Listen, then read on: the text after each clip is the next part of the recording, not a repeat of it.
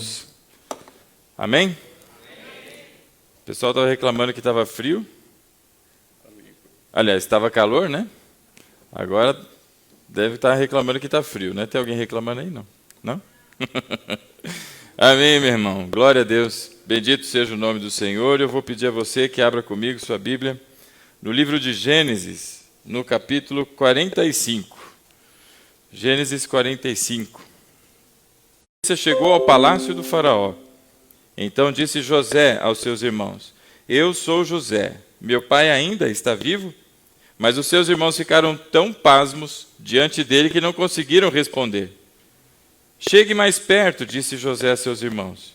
Quando eles se aproximaram, disse-lhes: Eu sou José, seu irmão, aquele que vocês venderam ao Egito. Até aqui, meus irmãos. Vamos orar. Feche os olhos, curve sua fronte.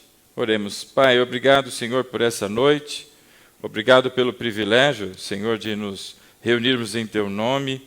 Obrigado porque o Senhor preparou para todos nós esse tempo, essa comunidade, cada irmão, cada irmã, para que pudéssemos juntos celebrar o Teu santo nome, Pai. Abençoe, Senhor, a todos nós com Teu Espírito, que a Tua palavra, Pai, seja ouvida através da Tua voz e não a de homens. É o que nós pedimos, Pai, e Te agradecemos desde aqui, em nome de Jesus. Amém e amém. Muito bem, meus irmãos, estamos então nessa jornada, na direção à Páscoa. Estamos no 6º dos 7 finais de semana que nos propusemos então a falar sobre a jornada que encontramos no texto sagrado e as marcas, as sombras de Cristo presentes em toda a Escritura. E estamos aqui a falar ainda do livro de Gênesis, não é? E eu estou tentando me inspirar naquele pastor que faz 23 anos, então, pregando sobre Gênesis, não é? Estou no 6º final de semana, Deus seja bom conosco, não é? E vimos a pessoa do Senhor Jesus como sombra em Adão, vimos em Abel, nós vimos em Noé, vimos em Abraão, vimos em Isaac e Jacó na semana passada. Isaac, meus irmãos, nós olhamos sempre para aquele momento em que ele é levado por Abraão para o sacrifício, e nós observamos que ele carrega nos seus ombros a lenha que era usada ou que seria utilizada, assim como Cristo carregou o madeiro nos seus ombros até o momento do sacrifício. Ele se permite, não é, ser atado, amarrado como aquele animal que seria imolado, e não fala nada e não se manifesta, assim também como Cristo. E o Senhor prepara então o sacrifício no lugar de Isaac. Vemos que a partir de Isaac vem Jacó, e Jacó é aquele que em Betel, a cidade que antes se chamava Luz, ele tem a visão, ele tem aquele sonho, onde ele observa uma escada que liga os céus e a terra, e sobre essa escada anjos subiam e desciam, e ele fica ali pasmo diante daquela visão e entende que ali estava o Senhor, que aquele lugar era como um portal, uma conexão com os céus, e chama então aquele lugar de Betel, casa de Deus. Pega aquela pedra que ele usou como travesseiro e a levanta como um altar ao Senhor, porque ali é casa de Deus. E nós vimos que nós nos tornamos em Cristo casa do Senhor, habitação do seu Santo Espírito. E essas referências todas, meus irmãos, apontam exclusivamente para Cristo. A Bíblia tem um único tema, o Senhor Jesus, de Gênesis a Apocalipse. Tudo aponta para Ele, não é? Como vemos na sua palavra em Romanos, onde ele diz no capítulo 11, verso 36, porque dele, por ele e para ele são todas as coisas. Isso inclui você e a mim. E aqui no capítulo 45 de Gênesis, meu irmão, nós já vemos a história avançando para além de Jacó. Jacó já havia se casado com Lia, já tinha tomado a sua paga pela traição e o engano que ele trouxe a Isaac, o seu pai. Ele foi também traído por Labão, seu tio, e se casa com Lia. Não era a esposa que ele amava, não era quem ele esperava se casar. Então, novamente, ele trabalha por mais 7 anos, se casa com Raquel, e ele tem filhos. Começa com Lia, e ele tem lá os seus 12 filhos, juntando entre Lia, Raquel, juntando as duas outras concubinas, não é? Ou servas das suas esposas. E somam-se então os filhos de Jacó. Entre estes estavam os filhos de Raquel, que era a esposa que ele tanto amava. Só que ela tinha dificuldades, ela era estéril. Então ele ora e clama a Deus para que a sua madre fosse aberta, não somente ele, mas ela também. E finalmente, na sua velhice, José nasce, é o primogênito de Raquel, nasce José e nasce Benjamim, o filho da sua mão direita, como assim chama, não é, Jacó ao seu filho. E nessa altura, nasce José. José é de longe o predileto de Jacó. Jacó tem vários mimos que vai tratando com José, e isso na cabeça dos seus irmãos, que vão observando filhos que nasceram antes e que têm ali todo o contexto da família antes que chegasse José, mas estavam ali observando a maneira como seu pai tratava a José. E entre as coisas você deve se lembrar daquela túnica colorida que Jacó preparou para José e presenteia então José com essa túnica. E essa túnica tinha a intenção não só de mostrar que ele era o filho predileto, mas também uma possível intenção de Jacó de que fizesse de José o seu primogênito. Não é o primogênito de Jacó, mas assim como Jacó não era o primogênito de Isaac, e Isaac não foi o primogênito de Abraão, mas na linhagem filho da promessa, era uma possível indicação de que Jacó olhava para José como sendo este que traria então a continuidade das promessas que foram dadas a Abraão, depois a Isaac, agora a Jacó, e assim se seguiria. E então José é um garoto já, não é? Próximo aí dos seus 17 anos, e imagina você crescer numa família numerosa. Quem tem muitos irmãos aí? Tem muitos irmãos? Quantos irmãos tem? Era 9, agora são 8. 8 irmãos. É grande, né? Uma família numerosa. Meu pai tem quantos pais? 18? 17 irmãos, olha aí. É irmão que já acaba mais, né? Coisa para chuchu. Minha mãe tem outros 4 irmãos. Eu tenho uma irmã. E já dá bastante trabalho, aleluia. Imagina essa família numerosa.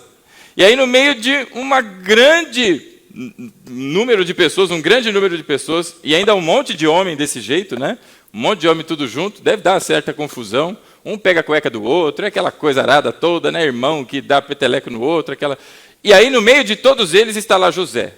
Não é o caçula é Benjamim, mas é o preferidinho do papai. Não é? Eu, quando era mais novo, a minha irmã sempre ficava, ele é preferido da mamãe, tititi, para mim. Até hoje ela tem essa cisma que eu sou o preferido. Né? Eu sou, mãe, eu sou. Não é? Agora imagina toda aquela rapa de gente olhando para José e nutrindo aquele sentimento de, lá vem o preferido do papai, lá vem. Até que perto dos seus 17 anos, ou já com 17 anos, não é? Jacó dá a missão a José, vai dar uma espiada lá no meio dos teus irmãos lá, vai ver o que eles estão fazendo. Ele já tinha ganhado a sua túnica, já vestia a sua túnica toda coloridinha, não é? Todo preferidinho do papai. E José devia ter alguma coisa para gerar tanto ciúmes e tanto, não é, rancor com seus irmãos. Muito provavelmente ele ficava fazendo futrica, ou talvez, não é, levasse as mensagens ruins do que estava acontecendo. Talvez fosse esse o motivo de que seus irmãos não gostassem tanto dele assim. O fato é que José não era santinho não, viu, irmão? Mas ele chega lá, Jacó chega para ele e fala, José, seguinte, não sei se eles chamavam ele de Zé, de Zezinho, né? Eu tenho um José em casa. Os irmãos conhecem como pastor Aguiar, mas é o seu José da Silva Aguiar, né? Na família é o Zé. E para uns ainda... Alguém te chama de Zezinho, pai? Quem? Tem o Zezinho. Não é? Eu não sei como ele era tratado lá na sua família. Mas Jacó chega para ele e fala, José, vem aqui. Vai lá e dá uma espiada nos teus irmãos. Traz notícias para mim. E José sai. Sai todo feliz, cantarolando. Não é? Numa família numerosa, ele é o preferido. Não é? Está lá felizão, um dia talvez ensolarado, ou nublado, ou chuvoso, não sei como é que estava o dia. Mas ele sai e ele vai procurar os irmãos e não encontra. E aí ele fica andando para um lado, anda para o outro e não acha esses irmãos. De repente chega um e fala, ô, você está procurando o quê? Meus irmãos sumiram. E aí o cara fala, olha, eu ouvi eles dizendo que ia para uma tal de Dotã ali, ó. Foram para lá, para essa tal de Dotã. Dotã era uma região que tinha 2 poços. Por isso chamada de Dotã, que significa 2 poços. Então ele segue para lá, porque foram com os animais, foram com as ovelhas, com os cabritos, tudo para aquele lado. E ele chega. Mas à medida em que ele vai se aproximando, de longe os irmãos o veem e começa aquele murmurinho. Já são 17 anos aguentando esse irmãozinho preferido do papai. Pô, já deu a paciência já, né? Você tem irmãos, Guilherme? Quantos? Você é o preferido? Não sabe? Sua mãe nunca te disse nada? Aí você está lá 17 anos aguentando aquele bendito, aquele José. Aí você vê ele chegando de longe. Ah, a turma não pensa 2 vezes e começa, rapaz, olha, é o momento ideal, é a hora perfeita. Estamos longe de casa. Vamos dar um fim nele. Vamos matar esse sem vergonha. Rapaz, eu acho que minha irmã nunca pensou assim de mim. Eu, pelo menos, nunca pensei assim dela. Né? Aproveitar que minha mãe não está vendo e vou dar um peteleco na minha... Não. Mas, enfim. Está lá José se aproximando e seus irmãos começam agora a macumunar a sua morte. Só que um deles, Rubem, olha e fala, mas vai matar nada. Vamos fazer o seguinte, vamos jogar ele num poço. Que ideia maravilhosa. Joga ele no poço. E aí os irmãos, beleza, vamos jogar ele no poço. Aí, taca ele no poço. Quando ele chega, ele é atacado, sua roupa é tirada, eles tiram aquela túnica e jogam José num poço. A boa notícia é que o poço estava vazio, não tinha água. Senão, coitado, teria morrido afogado ali. E ele é jogado lá. E largado ali. E no meio da euforia de todos ali, talvez de medo de ter feito algo assim, porque eles não eram bandidos ou vilões, só estavam com a cabeça muito cheia, talvez. E no meio da euforia, jogamos o menino lá, e aí o que vai ser, o que não vai ser, agora já começou, vai até o final, aí vem um dos irmãos e tem uma brilhante ideia. Mas por que nós vamos matar José? Não vamos matar não, porque ele é do nosso sangue. Vamos matar José não, vamos fazer melhor. Vamos lucrar. Eita, apareceu dinheiro na história. Vamos vender esse trem aí ele some da nossa vida, a gente não fica com o karma de ter matado, porque a gente não é igual Caim. Lembra que ele era da descendência? É da família? Eita.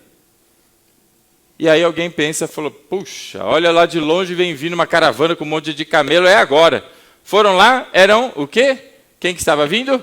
Descendentes de Ismael. Puxa, justo gente que não é fã da descendência de Isaac, né? E olha o que tem aqui, minha gente, temos uma mercadoria de primeira. Um jovem de 17 anos, não é? Quem está querendo aí? Quem está querendo? E aí eles fazem o quê? Vendem o seu irmão. Por quanto que eles venderam o José? Quem se lembra? Lembra, não? 20 moedas de prata. Isso te lembra alguma coisa? Pois é. Ele é vendido então para os ismaelitas por 20 moedas de prata. E sai então aquela turma, aquela caravana, e eles pegam as vestes de José e rasgam, matam um cabrito que tem entre eles, mancha de sangue, e vão simular ali a Jacó, não é? Jacó, olha aí o que aconteceu com teu filho. E a Bíblia diz que Jacó chora por vários dias, eles tentam consolar Jacó, e Jacó não quer ser consolado, e ele lamenta profundamente a morte do primogênito de Raquel, o filho amado de Jacó. E ele lamenta muito. E é interessante porque Jacó engana o seu pai. Da mesma maneira, Jacó foi enganado por Labão, e agora ele é enganado pelos seus filhos, que mentem para ele, simulando a morte de José. Então, meus irmãos, quando a Bíblia diz que aqui, tudo que nós semeamos, nós colhemos dessa semeadura que fizemos, isso não é brincadeira e não é mentira. É disso que se trata quando a palavra fala lá em Gálatas, não é que de Deus não se zomba, mas aquilo que o homem semeia, é disso que ele vai colher. Seria muito bom, não é, você plantar jiló e colher açaí. Seria maravilhoso. Mas não é bem assim que a natureza funciona. Também não é assim a regra que Deus estabeleceu. Então, bastante atenção a todas as atitudes que a gente vem tendo. E José, então, foi vendido aos ismaelitas. Os ismaelitas olharam para aquele menino, talvez, falaram, poxa vida, o que eu vou fazer com esse trem? E aí chegaram até o Egito e encontraram um oficial do faraó, falaram, rapaz, eu tenho uma mercadoria para você. Negociam José e José é vendido para Potifar. José começa a trabalhar na casa de Potifar, como escravo, ele é um servo, desde que foi vendido pelos seus irmãos, um homem livre, foi aprisionado. E aprisionado injustamente, escravizado, forçado a trabalhar, não é, como um escravo. Muito bem. E lá está José. José é muito dedicado, muito competente no que se faz ou que se compromete a fazer.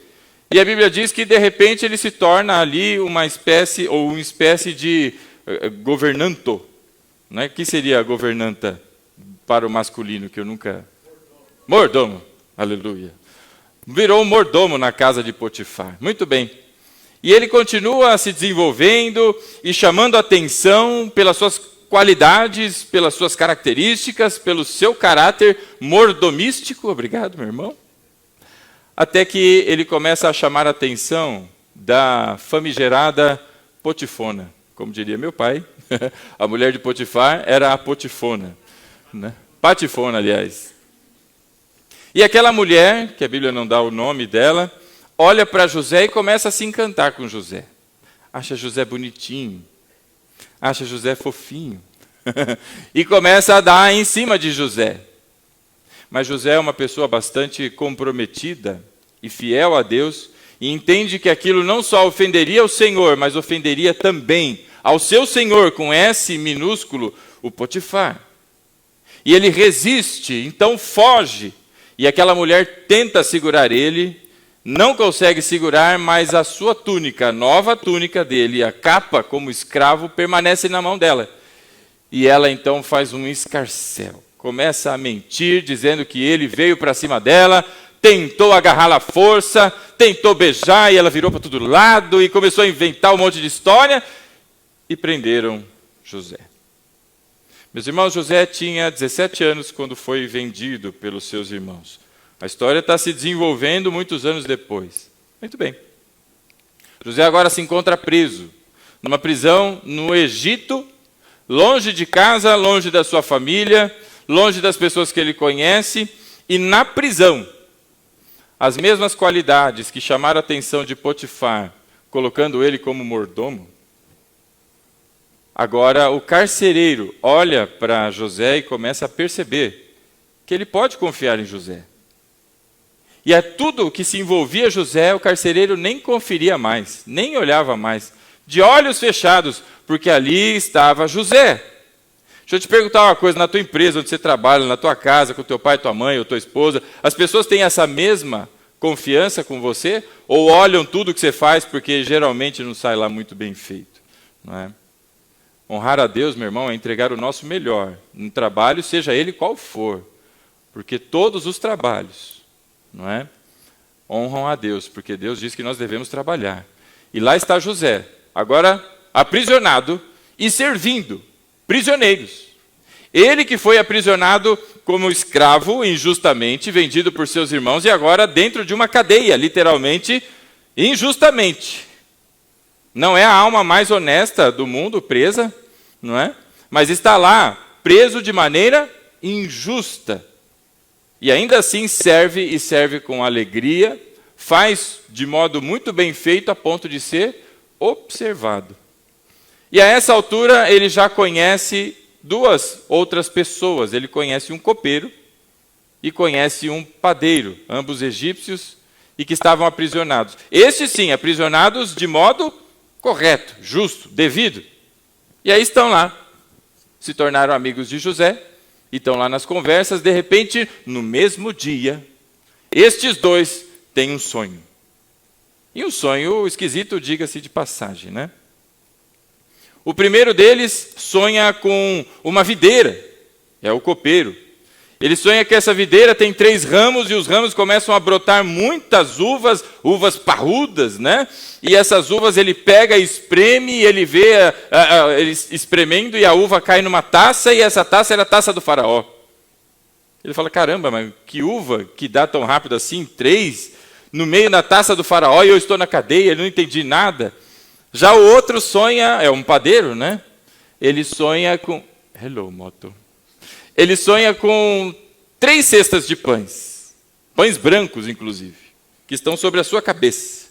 3 cestas, uma em cima da outra.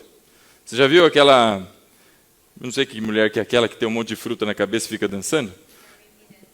As irmãs estão dançando, né? Sim. E tinha 3 cestas no lugar das frutas, né? Mas não era o padeiro mirando, né? Com 3 cestas de pães brancos na sua cabeça, e sobre a última ainda tinha um manjar do faraó. Mas em vez de servir o faraó, aves vinham e comiam sobre a sua cabeça. Os 2 acordam no dia seguinte, confusos com tudo aquilo que sonharam, e perguntam, né, conversando com José, e José fala, esse teu sonho aí, ô copeiro, significa que daqui a 3 dias, conta aí a partir de hoje, você será liberto, daqui a 3 dias. E você vai ser restituído na tua função como copeiro. Inclusive, senhor copeiro, quando estiver lá, se lembre de mim, fala de mim aí para o faraó, dá uma forcinha, né? De repente eu consigo uma cadeia mais, não é? Uma salinha reservada, alguma coisa assim. Ele pede ajuda, ele pede intercessão, não é? Aí o outro fala, bom, você interpretou o sonho do copeiro, interpreta o meu também. Aí falou, o seu já a coisa pegou, ficou ruim para você, cara. Ele, por quê? Porque os pães aí, as cestas, também significam 3 dias. Mas você não vai ser solto, não. Você não vai ser restituído a nada. Na verdade, você vai ser morto. E as aves vão comer sobre o seu cadáver. Imagina você ouvir esse tipo de coisa. Você ficaria, José, toma banho, rapaz, você não tem o que fazer, não? Vai limpar a cela do Zezinho lá. Vai fazer qualquer coisa da sua vida. Dados os 3 dias, o copeiro é solto, restituído, e a vida segue para ele maravilhosamente. Se esquece de José, se esquece da vida. Passados os mesmos 3 dias, aquele padeiro é executado. Muito bem. A Bíblia diz que a história segue, 2 anos se passam. José estava preso, continuou preso, 2 anos depois desses eventos. O faraó agora é quem tem um sonho. E o sonho de faraó foi muito esquisito. Ele viu vacas. Você já sonhou com vaca? A minha avó, antes de se converter, se sonhasse com vaca, ela fala, opa, vai jogar no bicho. Minha avó, antes de se converter, ela jogava no bicho. Mas se converteu, parou. Testemunho muito bonito, inclusive, da minha avó. E ele sonhou com vaca. Não tinha jogo do bicho na época, mas ele ficou, que estranho, porque eram vacas muito bonitas, as 7 primeiras, rechonchudas. Imagina aquela picanha bem feita assim, né? 7 picanhinhas lindas, né? Ali. Mas vieram outras 7 que, segundo o faraó, no seu sonho, eram tão horríveis, tão horripilantes, que ele nunca havia visto vaca tão feia em todo o Egito, durante toda a sua vida. E as vacas feias, magras, comeram as 7 vacas gordas. E ele acorda assustado com aquele negócio. Fala, credo, que visão horrorosa. Não é? E ele volta a dormir e tem um outro sonho. Só que agora eram feixes de trigo, não é? A mesma história dos 7 contra os 7, que um come o outro, e ele acorda tão assustado, que ele chama os sábios, chama os seus magos, chama todo mundo, liga até no Ligue Já, chama todo mundo aí. Alguém traduza esse treco, porque eu me assustei e esse negócio está sério. Só que ninguém, a Bíblia diz que ninguém foi capaz de interpretar. Porque se é obra de Deus, meu irmão, somente Deus é quem revela as coisas. E aí, o copeiro toma ciência de tudo isso, e o que acontece com ele? Tinha um homem lá na prisão, senhor faraó. Esse interpretou, ele contou toda a história. Então tragam aqui. José foi barbeado, não é? Ficou bonitão, lhe deram roupas mais adequadas, porque foi entrar na presença do faraó, né? E aí vai José, todo bonitão, chega na presença do faraó, e faraó diz a ele, então você que é o interpretador de sonhos aí, né? E ele diz, não, sou eu não. O que eu fiz porque Deus deu graça. É o Senhor quem revela. E Deus revelou a você, faraó, o que há de acontecer. Porque faraó já tinha contado os 2 sonhos. E ele diz, agora eu vou interpretar, pela graça de Deus, qual foi o sonho que você teve.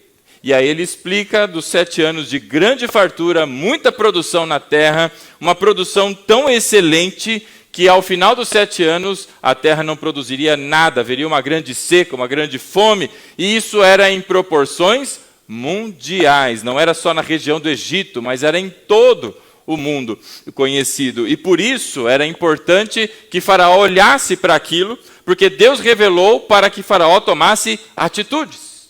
Muito bem. Faraó fica tão, mas tão feliz com a graça que Deus deu a José, que o estabelece como o seu governante sobre o Egito. Ele sai da prisão, agora se torna governante, e como governante do Egito, ele tem a missão de cuidar, durante os 7 anos de fartura, de tudo o que havia sido produzido, para que enfrentasse então os outros 7 anos de grande fome que haveria de vir. E a Bíblia diz que José faz exatamente isso. Sai de cidade em cidade e vai preparando estaleiros, vai preparando lugares para acomodar todo o excedente da produção. Tudo que se produzia e alimentava as pessoas, sobrava. A sobra, o excedente, ele guardava em todas as cidades. E dessa forma, pela organização e pela logística, José, pela graça de Deus, fez com que sobrasse alimento suficiente para 7 anos, para todo o mundo. Você já parou para pensar numa coisa dessa? Primeiro, pensa que na época deles eram carroças, eram bois, talvez cavalos montados e puxando tudo aquilo. Pensa a logística de distribuição desse alimento, ou pelo menos de onde colocar, não é? Você já teve problema na tua casa de você não saber onde colocar alguma coisa? Você não tem espaço para estocar? Agora imagina estocar alimento suficiente para 7 anos, para o mundo todo. Isso não é uma tarefa simples. Mas Deus era com José, e assim foi, de uma maneira tamanha, tão excelente, que Deus abençoou, que foi suficiente. E passou-se então os 7 anos de grande fartura e grande produção da terra. E devia ter sido um tempo maravilhoso, que as pessoas olhavam e falavam, ei, joga para cima, porque tem de monte. Mas de repente chega ao final dos 7 anos, aqueles que não prestaram atenção na voz do Senhor a falar, começaram a ver os seus armarinhos, né, começando a minguar, está acabando, não está sobrando mais nada, e agora o que eu vou fazer? E graças a Deus, porque Deus separou um homem chamado José, para salvar o mundo. Deus levantou José para salvar o mundo de uma fome. 2 anos se passam, ou seja, já é o 9º ano. Passaram 7 anos de fartura e começaram agora os 2 anos em que entrou-se naquela seca e naquela fome. 2 anos se passam. Quando de repente, não é? A fome bate lá onde está Jacó. Jacó está em Canaã. Você lembra do mapa? Você lembra onde era Ur, você lembra onde era Adã, você lembra onde aqui é Canaã, a terra onde é Jerusalém hoje, né? Samaria, está tudo aqui. E aqui embaixo está o Egito. Lembra? O mapinha? Mapeou aí? Aleluia. E está aqui em Canaã. Meu irmão, é bem longe, bem longe. A fome começou a bater lá. Porque Deus disse que seria assim. E essa fome, então, foi em proporções, não é, globais.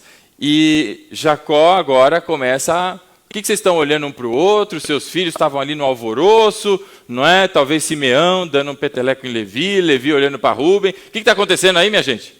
E aí eles dizem que no Egito havia comida disponível.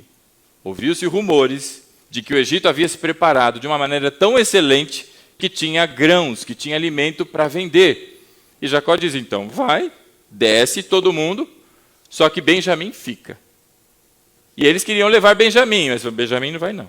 Já perdi José, não quero perder Benjamim. Benjamim fica aqui comigo. Benjamim é o segundo filho de Raquel. Então descem 10 irmãos. Descem com prata suficiente para comprar grãos, para comprar mantimento lá no Egito. E eles fazem a viagem, saem descendo, tiriri, tiriri, tiriri, e viajam lá, até chegar no Egito. 2 anos, meu irmão. E eles chegaram lá. E a Bíblia diz que José os reconhece, mas eles não reconhecem a José. E imediatamente, ele vai junto com o tradutor. Ele não fala a mesma língua que os seus irmãos, porque ele não quer ser reconhecido. Mas ele começa a perguntar, quem são vocês, de onde vocês vieram? E eles explicam, não, eu sou lá de Canaã, desci, está tudo aqui meus irmãos aqui, né, eu tenho meu pai que ficou lá e tudo mais, tem outro irmão que está lá, a gente era uma família de 12, mas um morreu, o outro está com o papai e estamos os 10 aqui. Viemos comprar grãos, está aqui a minha prata, e aí José olha para ele e fala, nada, mentira, vocês são tudo espiões. Eles, não, eu não, é tudo espião. Seus bandos de sem vergonha, vocês vieram olhar onde estão as fraquezas do Egito porque vocês querem roubar o Egito, vocês são espiões. E aí eles dizem, não, então é o seguinte, para provar que vocês não são, um de vocês fica aqui, vai ficar preso. E vocês vão voltar e vão trazer o seu irmão mais novo que disseram que ficou lá. Se não tiver irmão mais novo, esse aqui fica aqui como escravo e vocês todos vão morrer. E aí eles ficam desesperados, porque eles estão ali para comprar alimento, já tem fome, o negócio já está ruim para o lado lá de Canaã, e agora eles são confundidos com espiões, e não reconhecem a José. A Bíblia diz que eles saem de volta, José manda encher os seus, como chama? Os potinhos que vai em cima dos animais lá, enche tudo lá de grãos, que era provisão para a viagem, para a ida, para levar para o seu pai Jacó, mas eles não sabem, e ele ordena ao seu administrador que coloque a prata de todos eles na boca, para quando fosse abrir, a primeira coisa que visse, fosse a prata. Ora, eles pagaram por aquele alimento, mas José não recebeu o pagamento. José devolveu. E eles seguem viagem de volta. E eles seguem com o coração, meu Deus, como é que nós vamos falar? Não é? Quem ficou foi Simeão. Como é que nós vamos falar para papai que Simeão ficou? Que nós fomos confundidos com espiões. Aí alguém deve ter olhado e falado, não, deve ter sido a sua barba. Sua barba que está com cara assim, né? De uma pessoa, não é a minha barba não, é a sua, olha aí, você ficou mal, cara, você não tomou banho, o cara achou que você era espião, e eles foram brigando, provavelmente, entre eles, mundaréu de irmãos daquele jeito, né? E aí chegaram lá. Quando contaram para Jacó, imagina o coração de Jacó, meu irmão, eu não sei quantos aí puderam imaginar, mas Jacó vê 9 voltando, foram 10 que saíram, cadê Simeão? E aí eles explicam, olha, calma papai, Simeão está bem, mas ele está preso. Como está preso? Está preso porque nós somos confundidos com os espiões. Como com os espiões? E aí aquela confusão, e eles dizem, tem mais, papai Jacó. O quê? Para soltar Simeão tem que levar Benjamim. De jeito maneira, já perdi um, vou perder outro, agora já não tenho mais José, já não tenho Simeão. Vocês querem levar Benjamim? Não vai levar ninguém. E eles vão falando e vão tentando convencer Jacó, mas não conseguem. E aí aquela provisão que eles levaram acaba. Está no fim. E aí Jacó se vê forçado, porque vai ter que comprar de novo. E se eles forem comprar de novo, sem levar o outro filho, os 9 não voltam mais. Era isso que tinha dito o governante do Egito, que eles não sabiam que era José. Agora, meu irmão, quando eles chegaram lá, contaram para o seu pai e foram mostrar a provisão, que abriram as suas bolsas lá e viram aquela prata, aí que o coração tremeu mais ainda. Porque eles falaram, meu Deus do céu, vão achar que a gente foi roubar mesmo, porque a prata está toda aqui. A prata minha está aqui. Aí o Rubem olhou a minha também, e eles foram olhar, toda a prata estava lá. Devem ter entrado em desespero. Então, quando finalmente Jacó foi convencido, pode levar Benjamim. A Bíblia diz que Judá chega para Jacó e fala assim, papai, deixa comigo, porque eu vou trazer Benjamim de volta. eu me comprometo com o Senhor de que Benjamim volta para casa. E finalmente Jacó libera. Quando eles saem, meus irmãos, eles levam a prata que levaram da primeira vez e voltou, e levam mais prata, levam o dobro de prata para comprar mais provisão. E levaram em duas, ou seja, 2 vezes o volume de prata, para mostrar que eles não eram bandidos, que era para comprovar, falar, alguém errou aí, não fui eu, hein? Alguém errou, pelo amor de Deus. Aí eles voltam, agora em 10 de novo. Desceu 10, voltou 9, desce 10 de novo agora. E o caçula Benjamim vai com eles. Muito bem. Chegam lá no Egito, José olha para eles, não é? Vê Benjamim, reconhece, é esse o caçula que vocês falaram aí? É esse. Ah, muito bem. Então faz eles esperarem aí. Ele dá ordem para os seus servos de preparar um banquete, um almoço. Esse almoço agora é na sua casa, é na casa de José. Não é no público, junto com as pessoas, é lá na casa dele.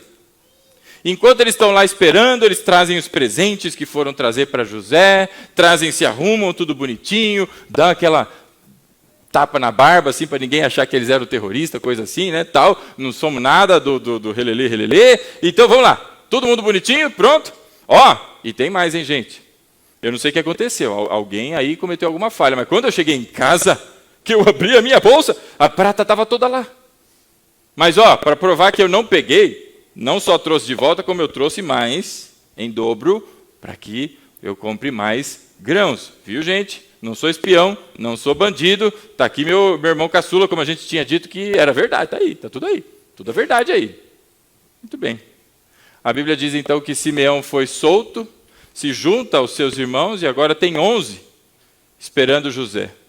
José vem, conversa um pouco com eles e fica imaginando o coração de José, meu irmão, porque a Bíblia diz que ele tinha 30 anos de idade quando ele começou a governar sobre o Egito, colocado pelo faraó como governante. Se ele saiu com 17, já são 13.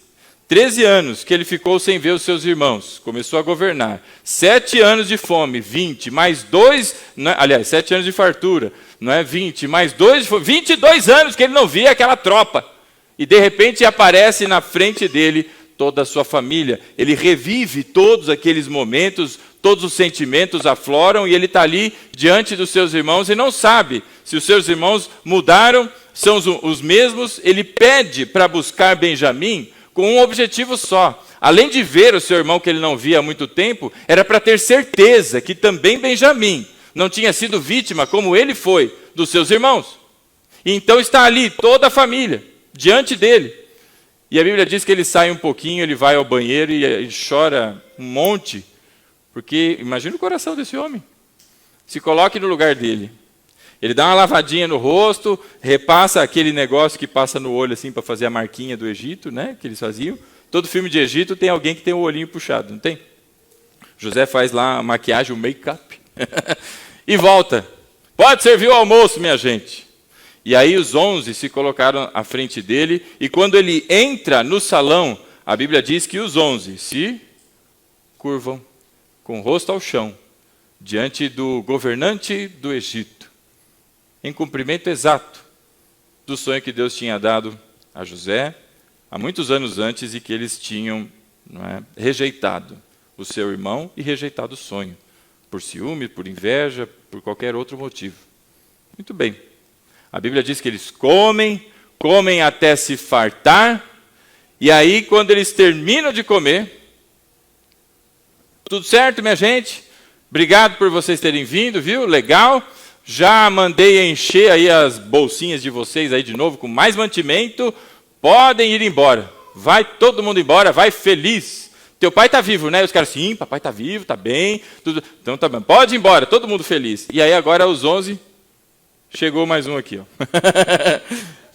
tá vindo. Rapaz, está indo longe aí, ó. Aleluia. Isso aí. E aí os 11 voltam para casa, todo mundo monta no seu jumentinho, camelinho, cavalinho, seja lá o que for, e eles seguem caminho de volta para casa. Mal saem da cidade, José chama o seu administrador e fala assim, ô administrador, vem aqui. Pode chamar todos eles de volta. Por quê? José tinha mandado colocar, além de devolver toda a prata, do mesmo jeito, na boca, na bolsa de Benjamim, do filho caçula, ele disse para colocar a sua taça. Era uma taça de prata, a taça de José. Coloque na bolsa de Benjamim. E assim foi feito.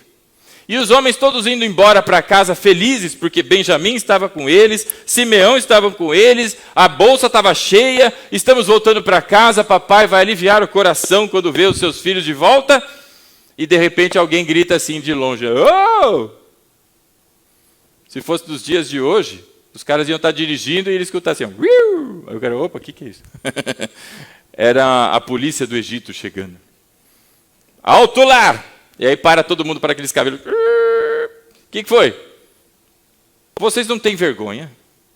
Vocês foram tão bem tratados e vocês roubam ao meu senhor?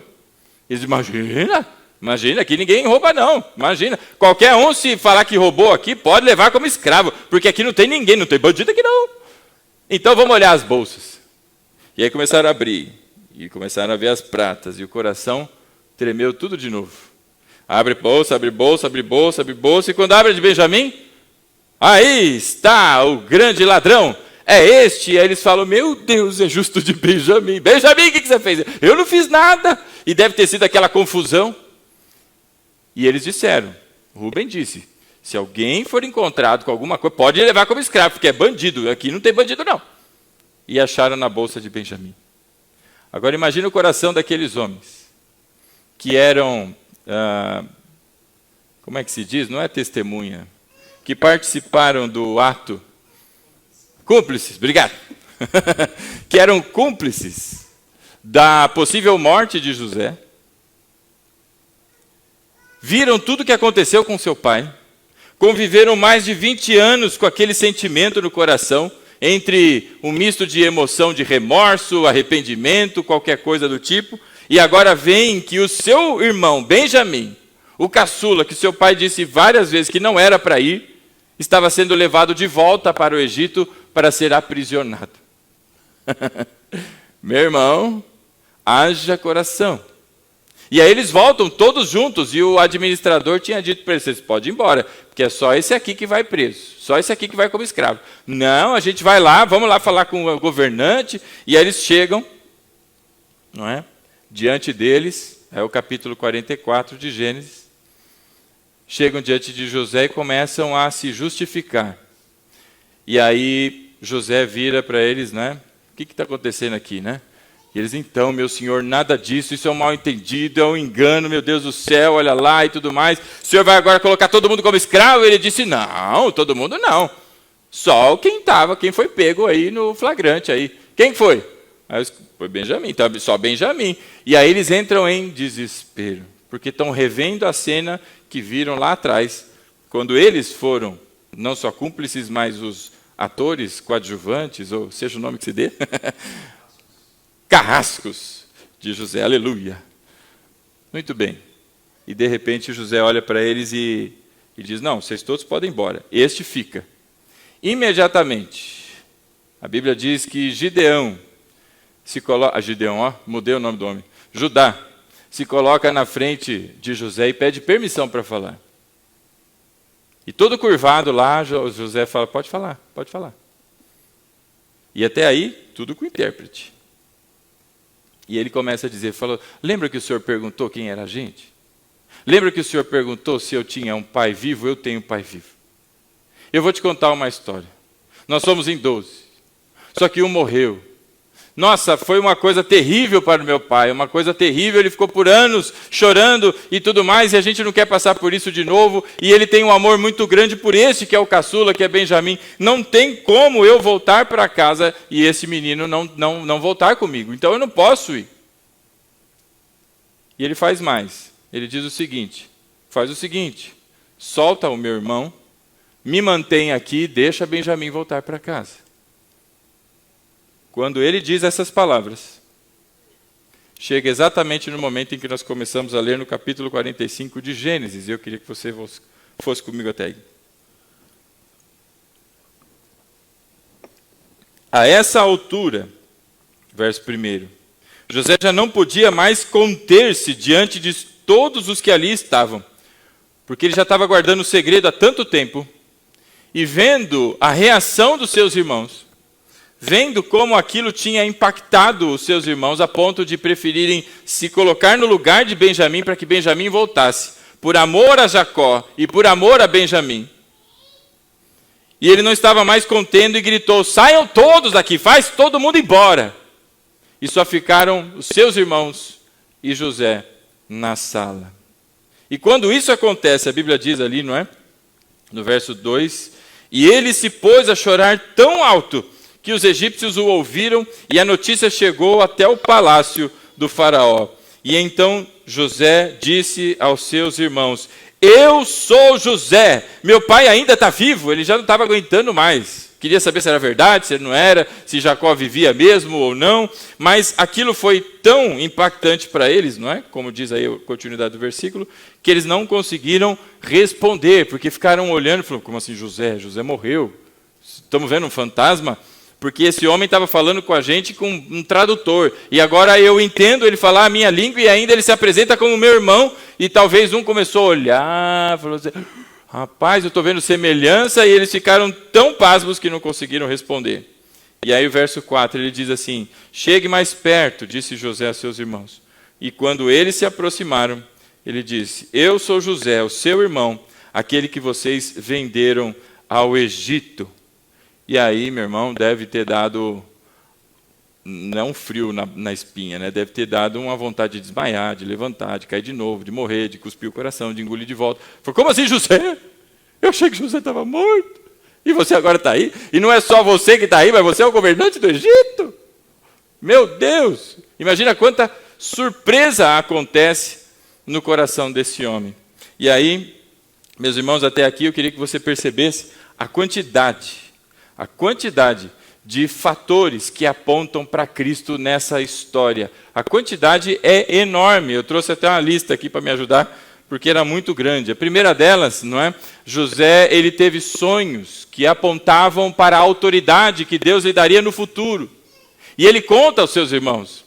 Da mesma forma, Jesus, meu irmão, ele apresenta abundantemente para os seus discípulos e para todas as pessoas a glória que ele tinha e que ele passaria a ter. Todo o benefício da cruz, ele põe de maneira aberta para todas as pessoas. Então, assim como José previu, pela graça de Deus, nos sonhos, a autoridade que lhe seria dada, Jesus anunciou. Você deve se lembrar de Natanael, falamos na semana passada, em que ele se espanta porque Jesus disse que ele estava debaixo de uma figueira, e ele disse: você está espantado por isso?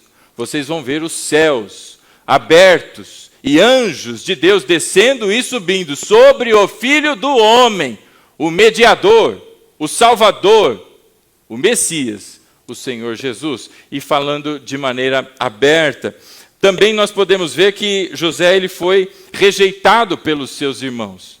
Os seus não quiseram Jesus. Aliás, José. E quando nós olhamos para Jesus, a Bíblia diz em João que ele veio para os seus, mas os seus não o receberam. Da mesma maneira, todas as pessoas olhavam para Jesus, e seja por inveja, seja por não acreditar e tantos outros motivos, rejeitaram o Rei de toda a glória. Nós vemos que os seus irmãos tramaram contra a sua vida. Da mesma maneira, os fariseus, descendentes, não é, da linhagem de Israel, também tramaram a morte de Jesus, não é? Nós vemos a túnica colorida de José que indicava a sua predileção por Jacó. Da mesma maneira, no batismo do Senhor Jesus, se ouve dos céus uma voz dizendo: este é o meu filho amado, em quem tenho prazer, ou em quem me comprazo. O comprazo não é só prazer, mas é também satisfação, no sentido de aceitação. É este o Cordeiro que está sendo ofertado pelo pecado do mundo, e o seu sacrifício será suficiente. Desde o batismo está sendo dito quem é Jesus, e de maneira que muitos ouviram a voz do Senhor. Um outro que é bastante forte, não é? José foi vendido por 20 moedas de prata. O Senhor Jesus também foi traído, não por 20, mas por 30 moedas de prata, não é? Judas foi comprado por 30 moedinhas. Se você somar quanto valia uma prata hoje, não é? E somar o peso de 30 moedinhas, você vai saber mais ou menos quanto que ele ganhou. A Bíblia diz que ele comprou um campo com esse dinheiro, não é? E se amargurou. E aquilo lá depois virou cemitério. Nós vamos vendo ali que José foi tentado e fugiu. Jesus também foi tentado ao longo de toda a sua vida. Você deve ter pensado só no deserto quando eu comentei, não é? Mas ao longo de toda a vida, o Senhor Jesus foi tentado. Imagina conversar com os fariseus e eles dizerem: se você é quem diz que é mesmo, faz um milagre aí, faz alguma coisa acontecer, não é? E várias pessoas que falaram dessa maneira, com grosseria, com Jesus, mas ao longo de toda a sua vida ele foi obediente, e obediente até a morte, e morte de cruz, não é? Então ele também foi tentado e permanece sem pecados. Bom, José foi acusado por falsa denúncia e não teve defesa contra a Patifona, não é? Da mesma maneira, o Sinédrio se levanta contra Jesus numa ação extraordinária e durante a madrugada, parece até votação de juízes por aí, né? De poderes que tem no Brasil, que fazem de madrugada para que sejam as pressas e as ocultas, para que ninguém veja e seja feito logo e mata logo esse homem. Assim foi Jesus sem defesa, não é? Levado e acusado. Bom, José, enquanto ele esteve preso, meu irmão, você deve se lembrar do copeiro e do padeiro. Lembra do sonho deles? Pois é, entre José estavam dois homens que em 3 dias, um foi solto e restituído, o outro foi morto. Jesus foi pregado entre 2 ladrões.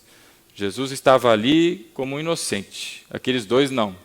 E entre os 2 que mereciam a morte de cruz pelas obras que realizaram ali, um deles, durante a sua agonia, olha para Cristo e percebe que ele não é uma pessoa comum, percebe que ele é de fato o Messias, e pede a Jesus, diz: Senhor Jesus, quando o Senhor entrar no teu reino, lembra-te de mim.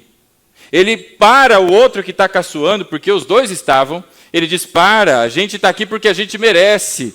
Ele não. Senhor Jesus, lembra-te de mim. E o outro continua a caçoar.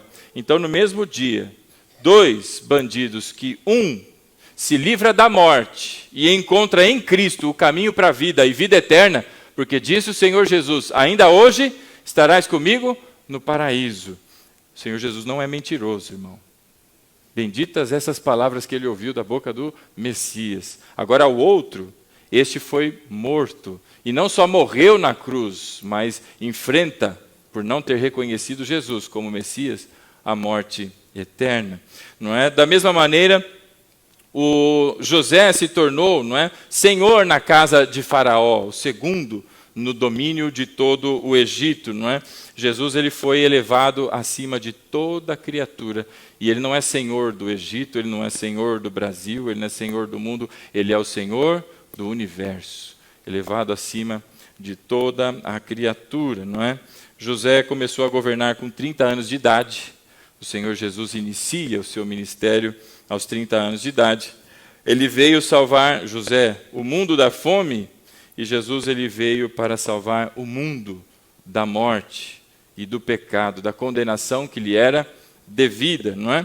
E por fim aqui, meu irmão, da minha lista gigantesca, e tem muitos outros, mas eu peguei só alguns, não é?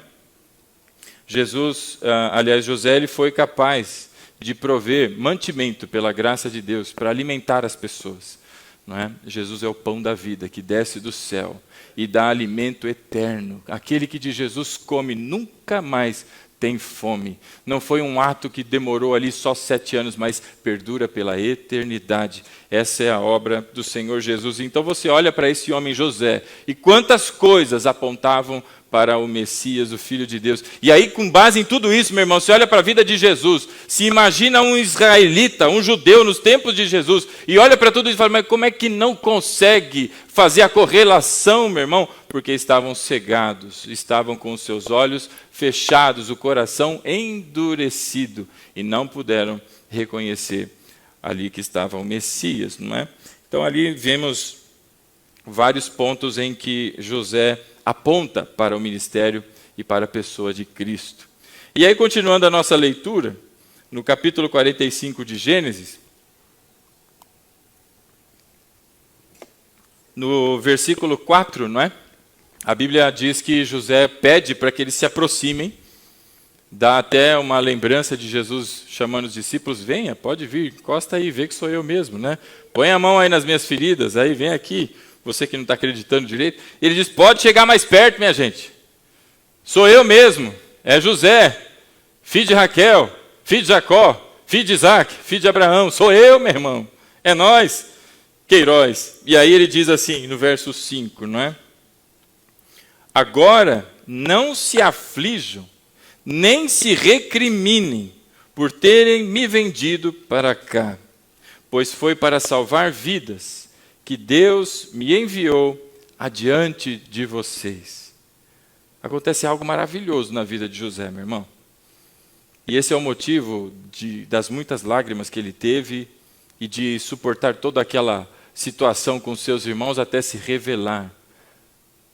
Porque no caminho e no processo, muitas dúvidas devem ter surgido no coração de José. A Bíblia não fala se ele questionou, a Bíblia não fala se ele murmurou e tudo mais, mas você aguentaria pelo menos 13 anos entre escravatura e prisão.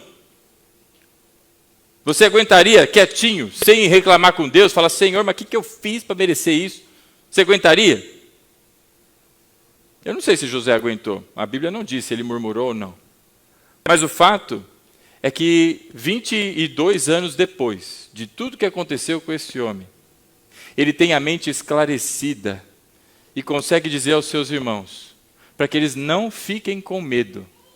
Porque imagina você traiu teu irmão, você jogou ele no poço, depois decidiu que não ia matar mais, mas ia vender. Esse homem, sei lá o que fim que deu, e de repente você reencontra, e esse homem é o segundo homem mais poderoso do mundo. Dono das forças especiais egípcias, dono do BOP egípcio, sei lá eu o que tinha lá de polícia e tudo mais. Agora ele falou: rapaz, ele sabe o que eu fiz, vai me matar, vai me trucidar. Me trouxe aqui de volta para a gente ser todo mundo exterminado. E aí o verso 5 ele diz assim: agora não se aflijam, porque devia estar todo mundo se borrando, meu irmão. Devia estar todo mundo já com a sua túnica meio manchada. Né? Não se aflijam não, porque não foram, não é? E não se recriminem, ele está dizendo aqui, não se culpem por terem me vendido aqui para o Egito, pois foi para salvar vidas. Olha o esclarecimento que ele tem, que Deus me trouxe adiante de vocês. Eu vim primeiro, vocês chegaram agora. Deus já tinha um plano, Deus tinha um propósito. Então a minha venda como escravo, a minha ida para ser mordomo, aleluia, na casa de Potifar, eu ter sido violentado, quem foi violentado foi José, não ele violentou aquela senhora, mas ele foi violentado. Eu passar por tudo aquilo, ser preso, ser esquecido na cadeia por anos a fio, ser esquecido pelo copeiro abençoado que foi solto 2 anos depois, tudo isso, meu irmão, ele entende que é propósito de Deus. E diante do propósito, meu irmão, eu queria só que nós hoje pensássemos sobre isso. Propósito, plano, projeto. Deus é Deus de propósito. Alguém aqui acredita que alguma coisa acontece por acaso na vida da gente? Sim ou não? Tem alguém que acredita? Não, né, meu irmão? Porque existe um Deus que está no controle acima de tudo e de todos. E tudo, absolutamente tudo, está sob o seu domínio. E o seu plano, a Bíblia diz que nenhum deles se frustra. Nenhum dos planos do Senhor se frustra. E Deus diz que Ele bem sabe quais são os planos que Ele tem para você e para mim, para todos aqueles que creem no nome do seu Filho. E são planos de paz. E eu digo a você, meu irmão, propósito. Deus tem propósito na vida de todos nós. A gente ouve tanto isso nas igrejas, ouve tanto em pregação, que isso parece até agora uma coisa que, né, virou, como é que chama? Jargão? Jargão ou jardão? Jordão. Jordão é o rio. Jargão, não é? De crente. Isso aí é palavreado de crente, é do propósito de Deus, aleluia. Não é só para dar aquela animada na igreja, é do propósito de Deus. Aí a igreja, aleluia, glória, e se levanta, né? Não, meu irmão. A Bíblia inteira narra o propósito de redenção do Senhor. fala do Senhor Jesus de Gênesis a Apocalipse. Está apresentando a graça que alcançou a sua vida, irmão. É disso que se trata todo o propósito de Deus. E entre esse propósito de redenção, Deus está trabalhando individualmente na minha vida e na sua. Na nossa família, entre todos os elementos da família, individualmente nos elementos da família, nos elementos da comunidade, nas famílias e nas pessoas, Deus é grandioso.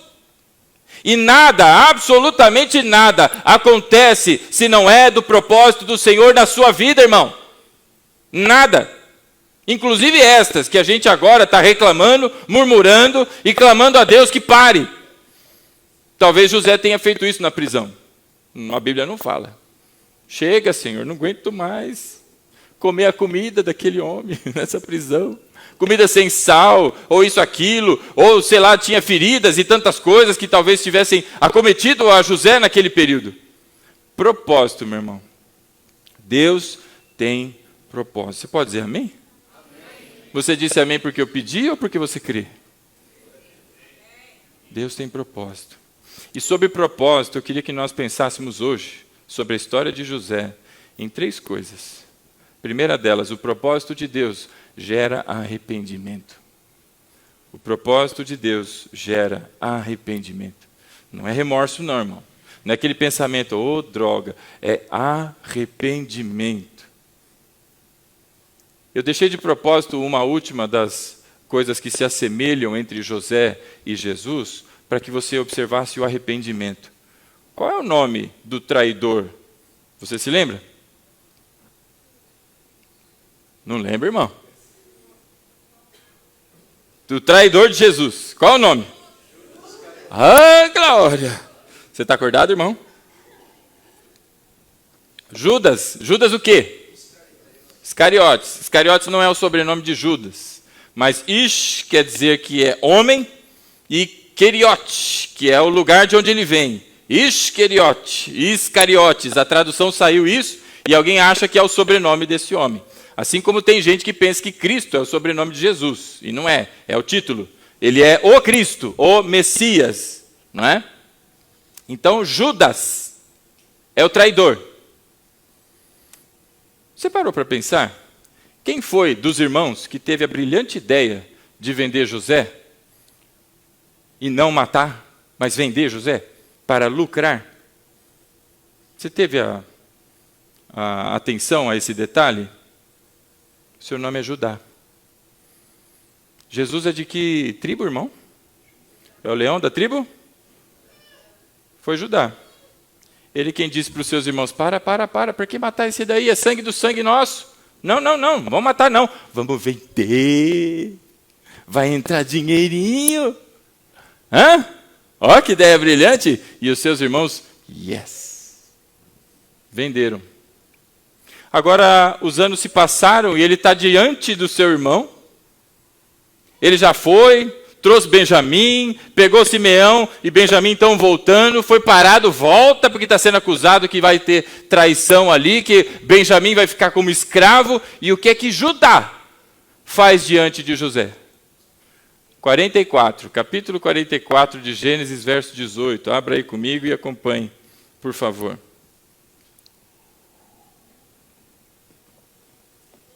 Gênesis do capítulo 44, olha aí o verso 18. A Bíblia diz assim, olha. Então Judá dirigiu-se a ele, a José, dizendo, por favor, meu senhor, permita-me dizer uma palavra. Não se acenda a tua ira contra o teu servo, embora sejas igual ao próprio faraó. Ele está diante e borrado diante de José, não sabendo quem é, ao certo, sabe que é um governante do Egito, e ele pede 1 minuto da atenção, e é ele quem explica para José que não pode voltar sem Benjamim, de jeito nenhum. Isso traria algo muito ruim para Jacó, seu pai morreria. E acompanha aí comigo ainda no capítulo 44, só que o verso 33. Tudo isso é ele falando, não é? Do 18 até lá. E aí no verso 33 ele resume o que ele pediu. Ele diz assim, por isso agora te peço, por favor, deixa o teu servo ficar como escravo do seu senhor, do meu senhor, no lugar do jovem e permite que ele volte com os meus irmãos. Como poderei eu voltar ao meu pai sem levar o jovem comigo? Não, eu não posso ver o mal que sobreviria sobre o meu pai. É Judá quem diz a José: me mantenha aqui como escravo. Deixa Benjamim seguir. Ora, diante de tudo aquilo, ele estava com a prata de Benjamim, a prata em dobro de Benjamim. Ele podia simplesmente pensar de novo no dinheiro, mas agora, meu irmão, o seu coração foi transformado. Você veja que houve arrependimento em Judá. E Judas, que não é sobrenome Iscariotes, Judas, nós chamamos ele de Judas, porque ele tem o seu nome hebraico transliterado para o grego, e o seu nome passou a ser Judas no grego. Mas qual é o seu nome em hebraico? Judá. Porque Queriote, meu irmão, era uma cidadezinha que ficava ao sul de onde estava sitiada a região de Judá. O nome de Judas é Judá. E é exatamente este, que da mesma maneira como Jacó trai o seu pai Isaque e termina a traição lhe dando um beijo, e Isaque sente o cheiro e fala: é Esaú mesmo. Esse fedozinho eu conheço. Foi com uma bitoca. É este Judá. Judas, como a gente conhece, quem trai o Senhor Jesus. E ele trai com um beijo. Por isso Jesus pergunta: é com um beijo que você trai o Filho do Homem? São as referências de toda a história apontando para Cristo, meu irmão. Então, a primeira coisa que nós observamos do propósito de Deus é o arrependimento. Não só Judá foi transformado, meu irmão, como também José. Talvez de um garoto, um menino mimado, agora um homem responsável e totalmente consciente de que havia um propósito do Senhor na vida dele. A segunda coisa que eu queria que você prestasse atenção, meu irmão, sobre o propósito, é que o propósito transforma. O propósito não é só para você se arrepender e deixar de fazer alguma coisa, mas ele transforma. As pessoas são totalmente diferentes quando elas entram no propósito de Deus. Não existe quem permaneça igual, irmão. Não caia nessa bobagem de acreditar que tem.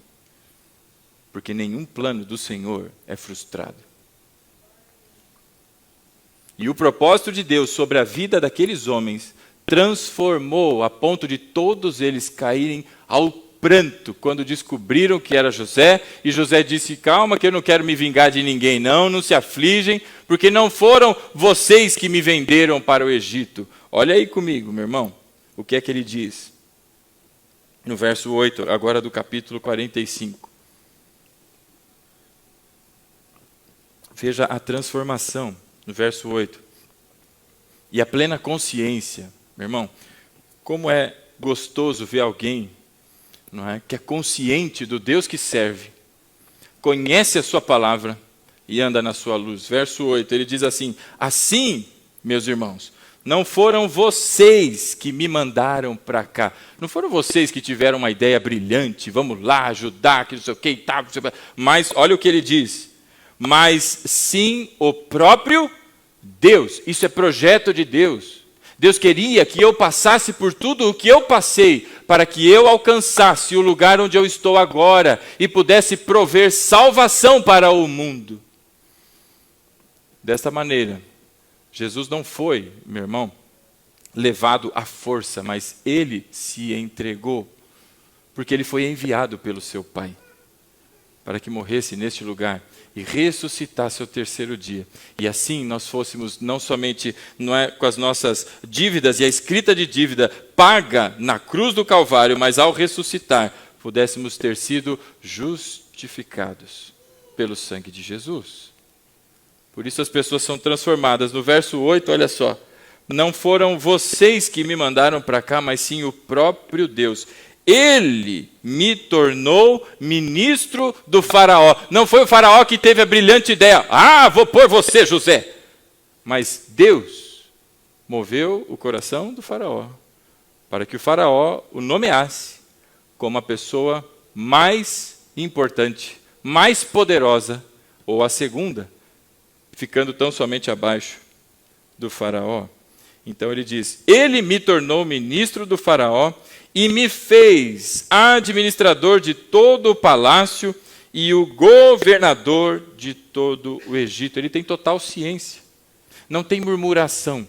Ai, mas que coisa, né? Podia ter, puxa, 13 anos de tudo isso acontecer, podia ter sido no primeiro ano. É só Deus falar: eu queria que fosse assim, tá bom? Eu diria assim: ok, sim senhor, pois não, vamos lá, né?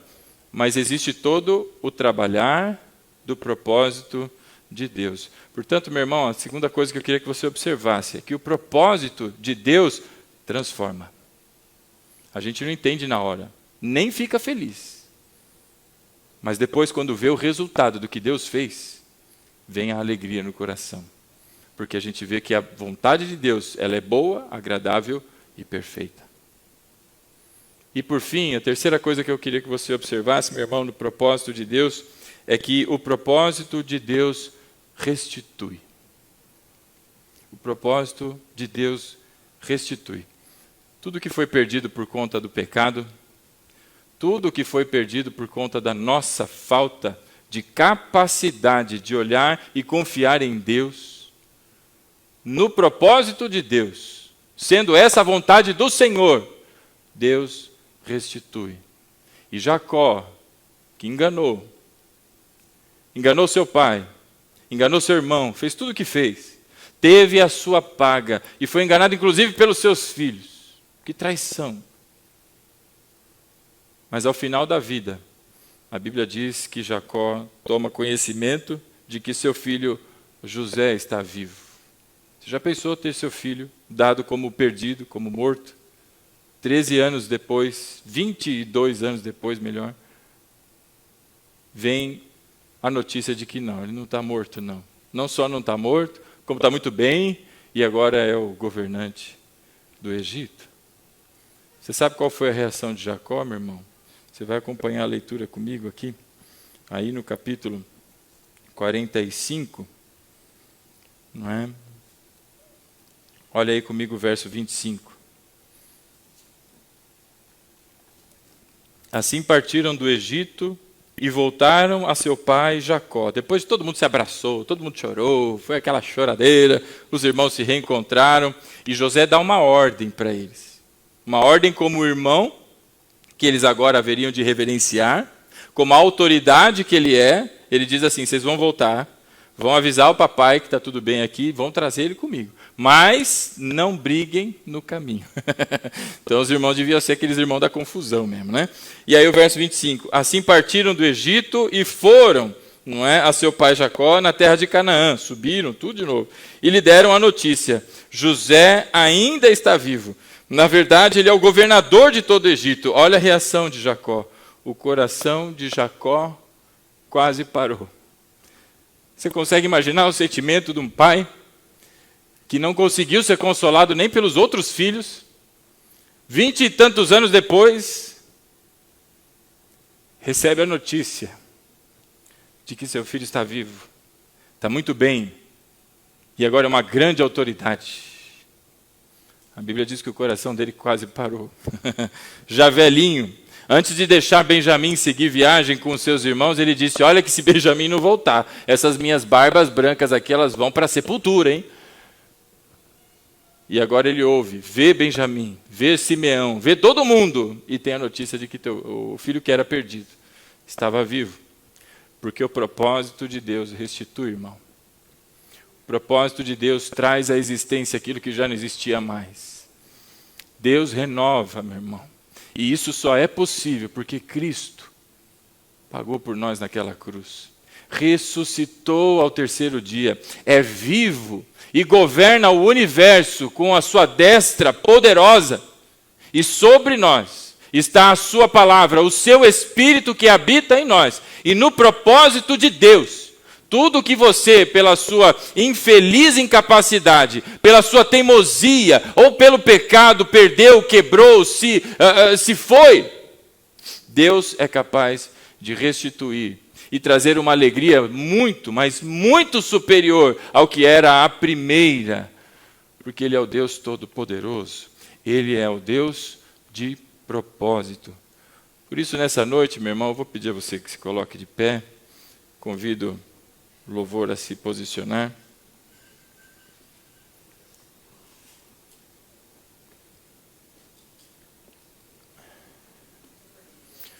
Judas não foi lá porque ele quis, mas ele foi escolhido para estar lá. Ele estava entre os 12 porque Jesus o escolheu. Se você entrou pela igreja e notou, não é, minha irmã? Tem um versículo ali que diz: não fostes vós que me escolhestes, mas eu vos escolhi. Estava entre eles Judas.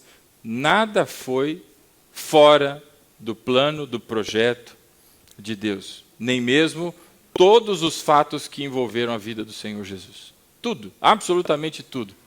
Como um reloginho a funcionar perfeitamente organizado, foi acontecendo profecia por profecia, até a sua morte e ressurreição no terceiro dia. Porque Deus tem propósito. Nessa noite, meu irmão, eu queria convidar você a observar e buscar ao Senhor com discernimento de espírito qual é o propósito que o Senhor tem na minha vida. Porque o propósito de Deus gera arrependimento, transformação de vida e restituição. Essa noite eu convido a você, meu irmão, enquanto nos preparamos, a mais essa semana que falta para o tempo que nós instituímos como o tempo de celebração da Páscoa, em que agradecemos a Deus pela morte e ressurreição do Cordeiro Santo de Deus que tira o pecado do mundo. Eu convido você, meu irmão, a pensar e a buscar com diligência e discernimento o propósito de Deus. Porque nós não estamos aqui por um acaso. Não foi um vento que bateu errado e você trombou em algum lugar e falou: parei na frente da igreja. Mas Deus conduziu a tua vida até o dia de hoje, mesmo quando você nem sequer conhecia o nome de Jesus. Para que aqui estivéssemos todos nós, e neste tempo que se chama hoje, observemos o propósito de Deus para as nossas vidas, em agradecimento por Cristo, e agora caminhemos como esses homens que mudaram a sua vida, mudaram-se, tiveram uma novidade, um tempo novo em família, restituídos no relacionamento, restituídos na família e no conjunto entre todos os irmãos. Onde havia briga e confusão, agora a graça de Deus, de maneira superabundante, transbordava naquela família. Eu convido a você, meu irmão, com os olhos fechados, curvar sua fronte.